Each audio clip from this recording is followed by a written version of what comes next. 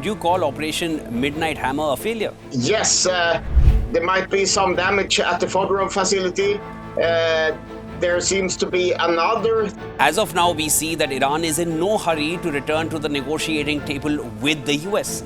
Because if they rush to the negotiation table directly after being attacked and doing a very limited response.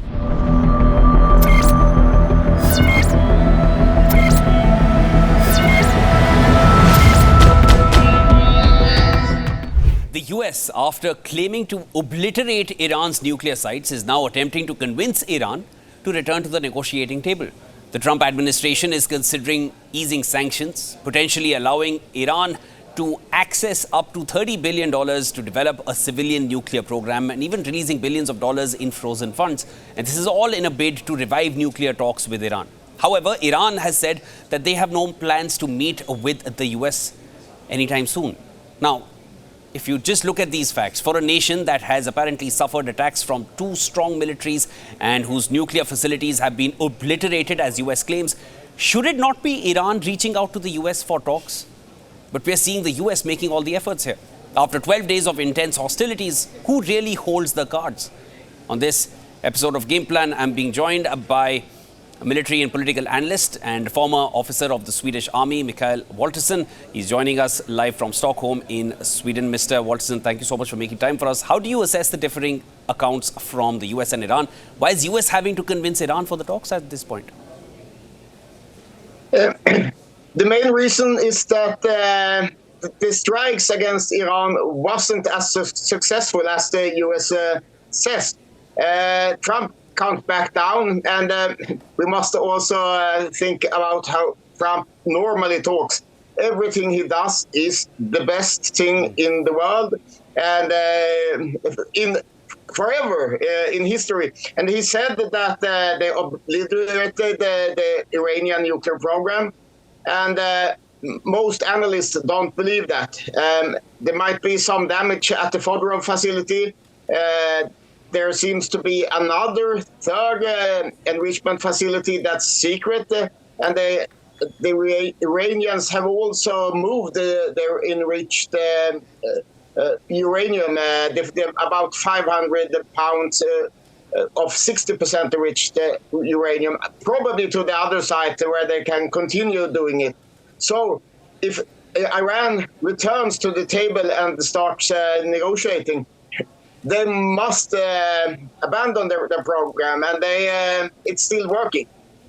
Mr. Valtersson, going by what you just said, would you call Operation Midnight Hammer a failure? In practical terms, yes. You can more see it like a PR stunt.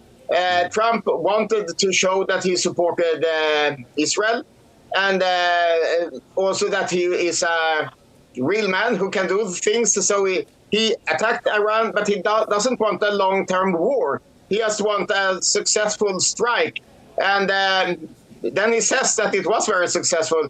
If I was Iranian, I would also agree that it was rather successful because then he is satisfied.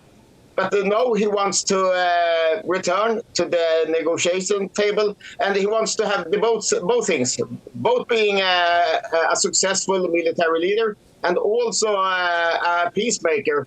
And it's very hard to achieve those two goals at the same time. No, he's definitely trying very hard to play the role of peacemaker, and perhaps also eyeing a Nobel Peace Prize in that process. But at this point, Mr. Valtersson, one would have expected Iran to fall to their knees, to ask US to please allow us to continue with our nuclear enrichment, to continue with us uranium enrichment. And apart from that, what we're seeing now is that Iran's Supreme Leader Ayatollah Ali Khamenei has vowed to repeat the strikes on US bases if there is any aggression. He's even gone as far as to say that the US got a hard slap. Has Iran been diminished in any way after these 12 days? Yes, of course. They have their nuclear program has been delayed a bit. They have taken a lot of casualties, at least 25 leading persons in the military and the science division. They have lost a lot of aircrafts. So Iran is hurt, but it's not hurt so much that they are ready to surrender. And they could have continued fighting for a long time. But when we see this war and things before that also, you must realize one thing. The Iranian leadership is not ideologically motivated. It's more like the former Soviet Union during the Cold War. Then they were they ruled a large country, and they wanted to keep ruling. So the most important thing for Iranians, the leadership, is to be in power. So they don't want an all-out war with Israel or with the US. So the responses has been limited to avoid escalation, but they must answer, because if they don't answer, they show themselves very weak. But I know they are probably playing some sort of game with the US, and they want to keep their weapons program, and they realize that Trump doesn't want to continue fighting. So they are hoping that they can keep their program, and Trump is satisfied with the attacks against them. I hear what you're saying, Mr. Valtersson, and as you mentioned that, I just want to ask you on the basis of what you just said, that Iran's response was contained. It was, I would say it was a calculated response, but it was a contained one. They don't want to venture into a full-fledged war. Given the visuals that came out from Israel, Israel really took a massive beating in those 12 days when Iran's response started, which included ballistic missiles. And this is something that even the US president, someone who speaks as someone who, like Trump himself, saying that Iran fought like hell, quote unquote. Do you feel at this point and after these last 12 days and what has happened in that region, even Israel would be thinking twice before getting into a direct confrontation with Iran? Yes, because maybe not mainly in military terms, but in economic terms, because Iran launched more than 20 strikes against Israel, more than one a day, and that meant that a large part of Israel was standing still. The population was in shelters, and that if it continued for maybe 2-3 months, it would be a very, very severe impact on the Israeli economy, and the population don't want to get into a depression just to continue fighting with Iran. So I believe that was the Iranian policy. They didn't want to spend most of their missiles in a couple of strikes that maybe would have much higher military impact, but then it was over. Mr. Valtersson, and the US has rubbished all those reports saying that there is no absence of enriched uranium, that those 800, 900 pounds or about 400, 500 kilograms of enriched uranium, there is any report suggesting that they were moved from the facilities in Fordo, Natanz or in Isfahan. Those are all false. But as of now, we see that Iran is in no hurry to return to the negotiating table with the US. Why do you feel Iran is in no hurry to do that?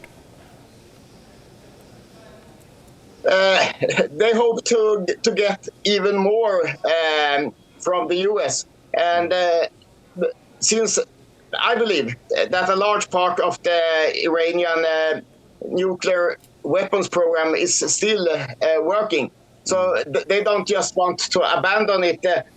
It would seem like it's a good offer from the US.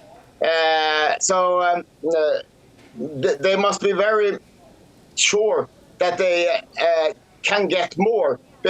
I believe it's partly also because of internal politics.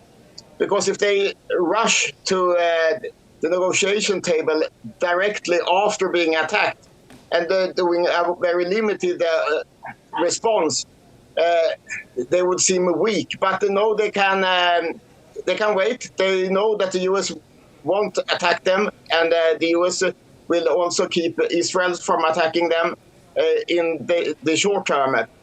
And that means that they can hold out. So it might be that they, in a week, accept the US offers, then they can say that they didn't just run to the negotiation table because they are strong and they thought a lot about it, and then finally they goes to the table.